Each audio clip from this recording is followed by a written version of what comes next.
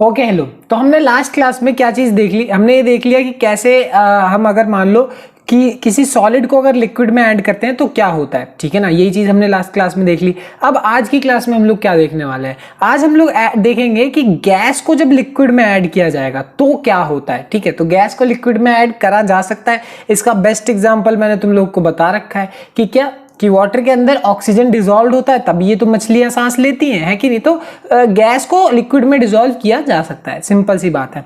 अब इसमें होता क्या है, इसमें होता ये है कि जैसे ही मान लो जैसे कोई गैस है, अब ये गैस मान लो नीचे कोई लिक्विड है, अब जैसे ये मान लो इसको हमने ऊपर से ढका हुआ है। ठीक है, अब होगा क्या कि अभी एक तरीके से गैस और जो लिक्विड है वो एक तरीके से डायनेमिक इक्विलिब्रियम में, मतलब जो ऊपर वाली गैस है वो नीचे वाली लिक्विड को परेशान नहीं करेगी, वो अपने ऊपर तैरती रहेगी और नीचे वो भी तैरता रहेगा, मतलब लिक्विड भी तैरता रहेगा। बट जैसे ही मान लो तुम प्रेशर को इंक्रीज करोगे, जैसे ही प्रेशर इंक्रीज होगा गैस को परेशानी होगी और गैस जाके क्या हो जाएगी, डिसॉल्व होना शुरू हो जाएगी लिक्विड के अंदर। क्या, लिक्विड के अंदर डिसॉल्व होना शुरू हो जाएगी, ध्यान रखना। तो जैसे जैसे तुम प्रेशर बढ़ाते जाओगे वैसे वैसे गैस लिक्विड के अंदर डिसॉल्व होते शुरू हो जाएगी। और उस प्रेशर के बाद, मतलब जैसे तुमने यहां तक मान लो प्रेशर लगा दिया, इस प्रेशर पे आके भी एक नया डायनेमिक इक्विलिब्रियम अटेन हो जाएगा। इसका मतलब इस पॉइंट पे तो एक प्रेशर था ही, मतलब एक इक्विलिब्रियम था ही, और जैसे इस पॉइंट पे आए एक नया इक्विलिब्रियम आ गया। मतलब हर एक पॉइंट पे एक नया इक्विलिब्रियम सेट होता जाएगा। तुम जितना ज्यादा प्रेशर लगाते जाओगे उतना ज्यादा इक्विलिब्रियम आता चला जाएगा। कहने का मतलब क्या है, कहने का मतलब ये है कि the solubility of gas will increase, solubility of gas will increase until a new equilibrium is reached. जब तक एक नया इक्विलिब्रियम तुम्हें नहीं मिल जाता तब तक सॉल्युबिलिटी बढ़ती रहेगी। ठीक है, विद इंक्रीज इन प्रेशर, यानी प्रेशर बढ़ाने से सॉल्युबिलिटी बढ़ती रहेगी। खैर, शुरुआत में ही हमें पता लग गया कि प्रेशर बढ़ाने से गैस का जो सॉल्युबिलिटी होती है लिक्विड के अंदर वो क्या करता है, इंक्रीज करता है। जैसे जैसे हम प्रेशर बढ़ाएंगे वैसे वैसे सॉल्युबिलिटी क्या होगी, इंक्रीज होगी। समझ में आ गई बात। तो ये है, और इसका एग्जांपल ये वाला भी है कि तुम लोगों को पता ही होगा कोक की बोतल के अंदर कितना सारा गैस डिसॉल्व हो रखा होता है कि नहीं हो रखा होता। वो बाहर निकलता है जब हम उसको करके बोलते हैं, चुस करके आवाज आती है कि नहीं, क्यों, क्योंकि उसके अंदर बहुत ज्यादा प्रेशर के साथ गैस को डिसॉल्व किया हुआ होता है। जैसे तुम प्रेशर हटाते हो वो गैस क्या आ जाती है, बाहर आ जाती है। तो आगे बढ़ने से पहले मैं तुम्हें एक टर्म के बारे में अच्छे से समझा दूं कि ये क्या होता है। हम बात करने वाले हैं पार्शियल प्रेशर के बारे में। पार्शियल प्रेशर क्या होता है ये बात तुम्हें समझना बहुत जरूरी है, इसका बहुत ज्यादा यूज है आगे, इसलिए इसको अच्छे से समझ लो ये क्या होता है। पहले तो ये समझ लो कि कोई भी गैस किसी भी कंटेनर में रखा होता है, वो उस कंटेनर की दीवारों पे प्रेशर लगा रहा होता है। तुम्हारे रूम में अभी जो गैस है वो गैस तुम्हारे रूम की दीवारों पे प्रेशर लगा रही है। ठीक है, हर गैस जो है जिस भी चीज में वो रखी होती है वो उस पर प्रेशर लगाती ही लगाती है। अब आगे की बात क्या है, एग्जाम्पल के तौर पर ले लो कि बलून है। अब बलून को जैसे तुम ऐसे दबाते हो तो वो फूटता है, इसीलिए तो फूटता है क्योंकि पहले से ही वो बलून की दीवार पे प्रेशर लगा रहा है, और जैसे तुम अपना हाथ लगाते हो तुमने और प्रेशर बढ़ा दिया, और ये प्रेशर जैसे ही बलून के उसको क्रॉस कर जाता है वो बलून क्या हो जाता है, फूट जाता है। तो मतलब कहने का मतलब ये है कि प्रेशर तो लग रहा है, हर समय लग रहा है, जो गैस है वो लगा रहा है। अब मान लो कि किसी भी रूम के अंदर एक के बजाय और भी ज्यादा गैस होता है। अभी तुम्हारे रूम के अंदर क्या एक ही गैस होगी, नहीं, और भी गैसेज हैं, गैस ए, गैस बी, गैस सी, मान लो 3 डिफरेंट टाइप की गैसेज हैं किसी भी रूम के अंदर। अब जो पहली गैस है, दूसरी गैस है और जो तीसरी गैस है, तीनों गैस अपना अपना एक प्रेशर लगाएंगी। पहली वाली ए प्रेशर, दूसरी वाली बी प्रेशर, तीसरी वाली सी प्रेशर। समझ में आ गई बात। तो कहने का मतलब है हर गैस अपना अपना प्रेशर लगा रही होगी। तो जो टोटल प्रेशर होता है, जो टोटल सारा का सारा प्रेशर कंबाइन करके जो लगता है वो क्या होता है, इन तीनों को जब हम ऐड कर देते हैं, पहले वाले को मतलब टोटल प्रेशर निकालना है तो ए, बी और सी तीनों को जब ऐड कर दोगे तो क्या आ जाएगा, तुम्हारे पास टोटल प्रेशर आ जाएगा। इसका क्या मतलब है कि पहली गैस कितना प्रेशर लगा रही है, दूसरी गैस कितना प्रेशर लगा रही है और तीसरी गैस कितना प्रेशर लगा रही है। ओवरऑल अब हम जब यहां बोलेंगे तो यहां पे तुम्हारे पास क्या आ जाएगा, टोटल प्रेशर आ जाएगा, जो कि मिलके बना है पहली वाली गैस और दूसरी वाली और तीसरी वाली गैस के पार्शियल प्रेशर से। यानी जो पहली गैस लगा रही है वो पार्शियल प्रेशर ऑफ ए है, दूसरी gas partial pressure of B, तीसरी gas partial pressure of C, तीनों को मिला के टोटल प्रेशर। ये है पार्शियल प्रेशर का सिंपल सा कंसेप्ट, इसको बहुत यूज करेंगे, इसलिए अपने दिमाग में समझ के रखना कि एक्चुअल में होता क्या है। मुझे बार बार बोलूंगा और तुम्हें क्लिक होना चाहिए कि पार्शियल प्रेशर क्या होता है। हाँ, तो अब हम बात करने वाले हैं एक लॉ के बारे में जिसकी मदद से हमें पता चलता है कि हम गैस की जो सॉल्युबिलिटी है लिक्विड के अंदर वो कैसे निकालते हैं, और उस लॉ का नाम है हेनरीज लॉ। ठीक है, साइंटिस्ट के नाम पे पढ़ा है, सिंपल सी बात है ये। हेनरीज लॉ ये बोलता है कि मतलब हेनरी सर ये बोलते हैं और हेनरीज लॉ ये बोलता है। ठीक है, हेनरी लॉ ये बोलता है कि the law states that a constant temperature, मान लो किसी कांस्टेंट टेम्परेचर पे, ये बात समझ में आ जानी चाहिए तुम्हें, बार बार नहीं, टेम्परेचर चेंज करने से सॉल्युबिलिटी चेंज होगी, इसीलिए कांस्टेंट टेम्परेचर बोला जाता है।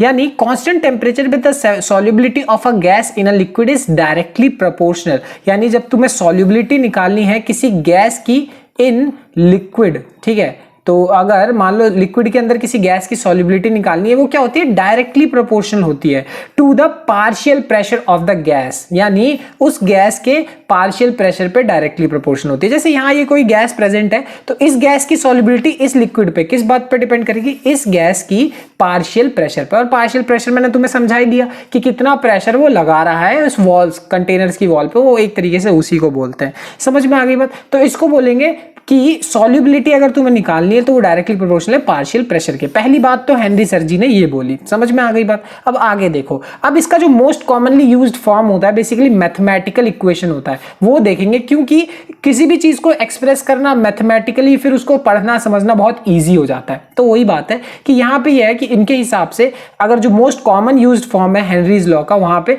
The partial pressure of the gas in vapour phase P. अब वेपर फेज का समझते हो ना, वेपर फेज यानी ये वाला, ये वेपर फेज ही तो है, समझ गए?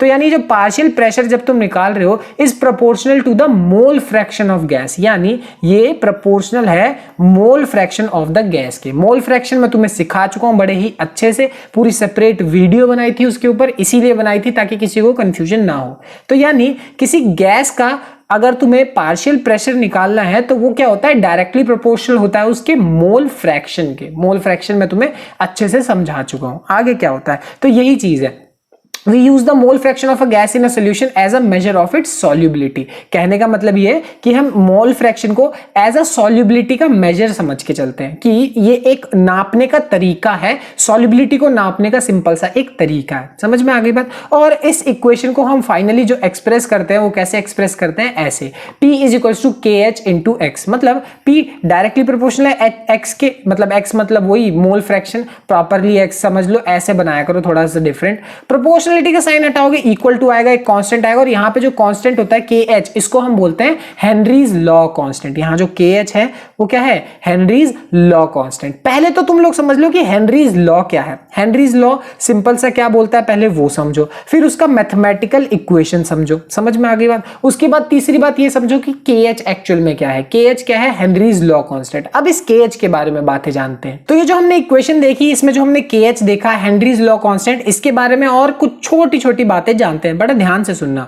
अब ये क्या है, सबसे पहली बात क्या है कि जो KH की different gases have different KH values. भले ही ये कांस्टेंट है बट डिफरेंट गैसेस की अलग अलग KH की वैल्यूज होगी। तुम लोग को याद होगा कि अलग अलग मटेरियल के लिए अलग अलग रेजिस्टिविटी की वैल्यूज हुआ करती थी। मेटल के कॉपर, आयरन, एल्यूमिनियम, कोई भी मटेरियल मटेरियल के हिसाब से चेंज होती थी। बट ये कांस्टेंट, तुम बोलोगे भैया कांस्टेंट की वैल्यू तो कांस्टेंट रहनी चाहिए, चेंज नहीं होनी चाहिए। कांस्टेंट का मतलब होता है कि उस पर्टिकुलर गैस के लिए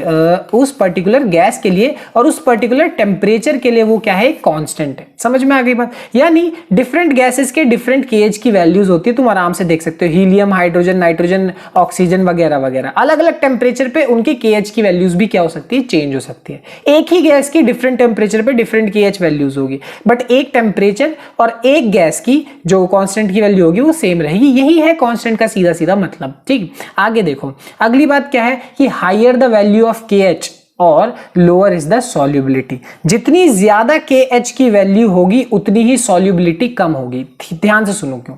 सॉल्युबिलिटी जो है वो अपने आप को मानता है, मतलब हमने मान रखा है, या होता भी ऐसा है कि मोल फ्रैक्शन को उसने मान रखा है कि वो क्या है, डायरेक्टली प्रोपोर्शनल है मोल फ्रैक्शन पे। यानी जितना ज्यादा मोल फ्रैक्शन बेसिकली होगा उतना ही ज्यादा उसकी क्या होगी, सॉल्युबिलिटी होगी, उतने चांसेस होंगे सॉल्युबिलिटी के। ये मतलब है। अब यहां जरा इस इक्वेशन से नोटिस करो, P is equal to KH x है। ठीक है, यानी जो ये है, ये क्या हो गया ना, P बाय KH हो गया। ठीक है, तो यहाँ नोटिस करोगे x जो है वो इनवर्सली प्रोपोर्शनल आया pH के KH के। यानी अगर तुम नोटिस करोगे कि जो ये है वो इनवर्सली प्रोपोर्शनल है किसके, KH के। यानी जितनी ज्यादा इसकी वैल्यू बढ़ेगी उतनी ही वैल्यू इसकी कम होगी, सिंपल सी बात है। जितनी ज्यादा KH की वैल्यू उतनी ही कम X की मतलब मोल फ्रैक्शन की वैल्यू, और उतनी ही कम क्या होगी, सॉल्युबिलिटी की वैल्यू। यानी कहने का मतलब समझ जाओ कि जितनी ज्यादा KH की वैल्यू होगी उतनी ही कम X मतलब मोल फ्रैक्शन की वैल्यू होगी, और उतनी ही कम क्या होगी, सॉल्युबिलिटी। यानी जो KH है वो क्या होता है, इनवर्सली प्रोपोर्शनल होता है सॉल्युबिलिटी के। ठीक है, तो ये फैक्टर ज्यादा जरूरी है। एग्जाम में तुम्हें KH की वैल्यूज दे देंगे, दो गैसेस के KH की वैल्यूज, और तुमसे बोला जाएगा किसकी सॉल्युबिलिटी ज्यादा है। तो यानी जिसके KH की वैल्यू कम होगी उसकी सॉल्युबिलिटी की वैल्यू ज्यादा होगी। समझ में आ गई बात। एक हवा में बोलना और एक मैथमेटिकल टर्म के साथ बोलने में फर्क होता है। मैथमेटिकल टर्म्स में प्रॉपर तरीके से तुम उस चीज को समझा सकते हो, मैंने है कि नहीं।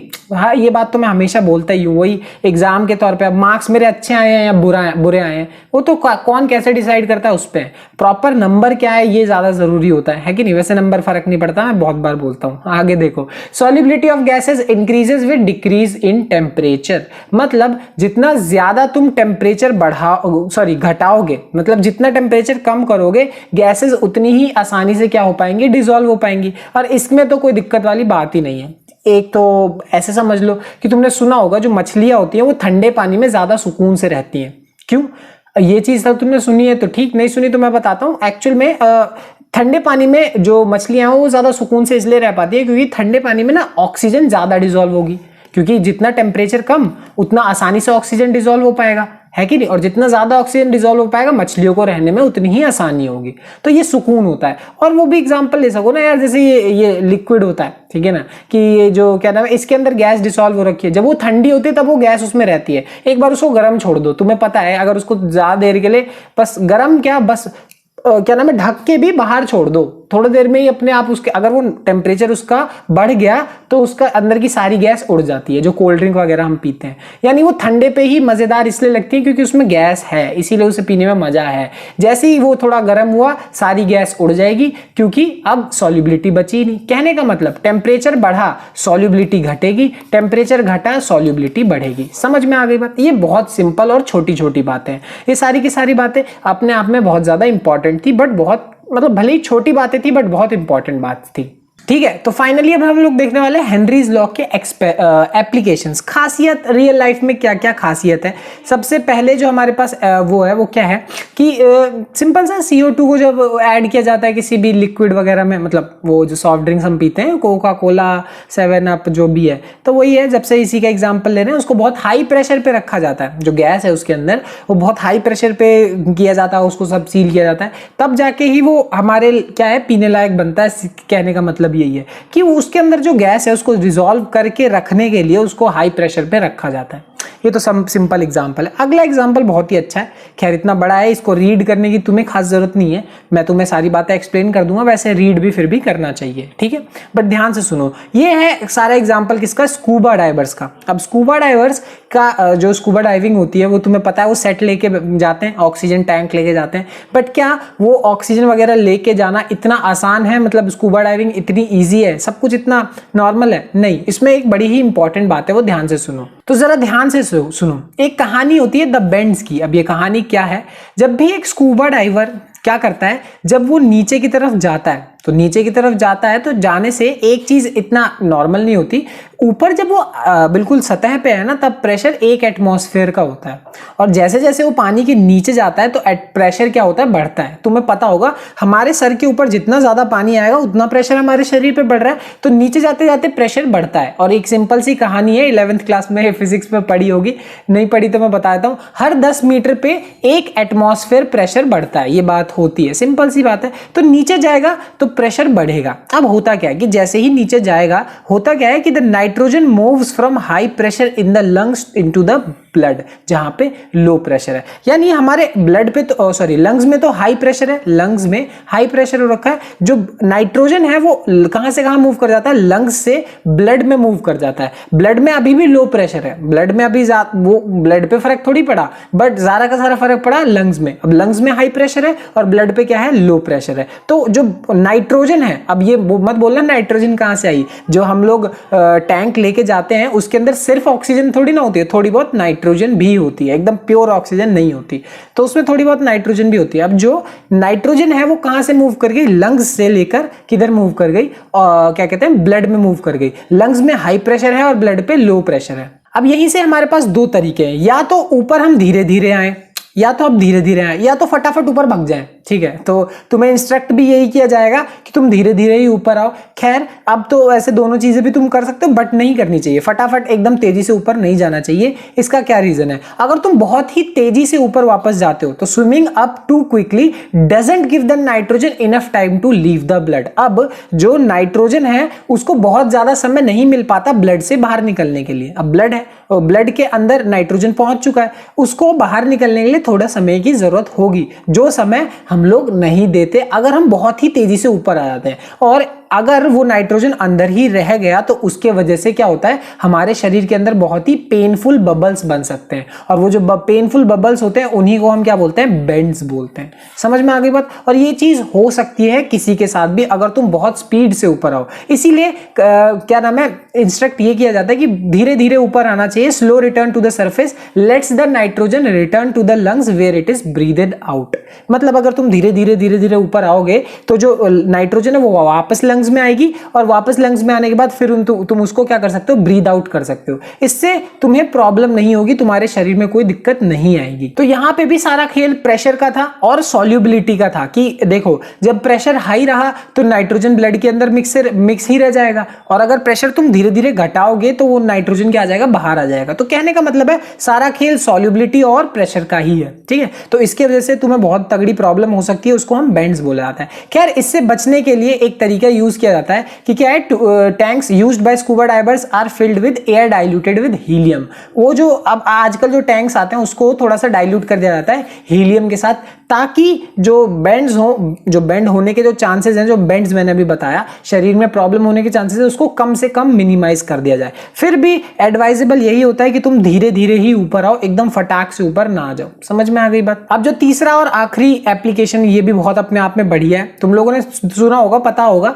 कि जब हम बहुत हाई ऑल्टीट्यूड्स पे जाते हैं, बहुत ऊपर ऊपर जाते हैं, तो वहां पे ऑक्सीजन की थोड़ी सी वो हो जाती है, पार्शियल प्रेशर वहां कम हो जाता है। पार्शियल प्रेशर मैंने तुम्हें भी समझाया, वहां पे ऑक्सीजन की थोड़ी सी बेसिकली कमी हो जाती है, तो हमारे शरीर को इनफ ऑक्सीजन नहीं मिल पाती, हमारे ब्रेन तक जितनी जानी चाहिए उतनी नहीं जा पाती। अब इसकी वजह से होता क्या है कि हमारे जो दिमाग की थिंकिंग कैपेसिटी है वो धीरे धीरे थोड़ी सी कम होने लगती है। हमारे दिमाग में क्या नाम है, उतने अच्छे से नहीं सोच पाता जितना वो एक्चुअली सोचता है। क्यों? क्योंकि उसको ऑक्सीजन की नीड है, सिंपल सी बात है। तो जब ऊपर जाने के बाद ऑक्सीजन की कमी होने की वजह से, क्योंकि वहां पे क्या है, प्रेशर कम है तो ऑक्सीजन की कमी हो जाती है, इस वजह से एक प्रॉब्लम आती है शरीर के अंदर, उसको क्या बोला जाता है, एनॉक्सिया बोला जाता है। और उसी से बचने के लिए ऐसे छोटे छोटे ऑक्सीजन सिलेंडर्स, जो कैरी करने वाले लोग होते हैं, ऐसे छोटे छोटे ऑक्सीजन सिलेंडर्स लेके जाते हैं ताकि उनको प्रॉब्लम ना हो। समझ में आ गई बात। तो ये था तीसरा और आखिरी एप्लीकेशन, जहां पे वही है कि पहाड़ों पे जाने के बाद प्रॉब्लम ना हो, इसीलिए हम एक ऐसा कुछ कैरी करके चलते हैं। समझ में आ गई बात। तो ये थे एप्लीकेशंस हेनरीज लॉ के। चलो तो मिलते हैं अगली क्लास में, बाय बाय। ये सारे भी रीड करना तो चाहिए, तुम लोग को बिल्कुल करना चाहिए, बट फिर भी मैंने तुम्हें स्टेप बाय स्टेप चीजें एक्सप्लेन कर दी, बट फिर भी तुम्हारी मर्जी है, तुम रीड करना चाहो या ना चाहो। चलो मिलते हैं अगली क्लास में, बाय बाय।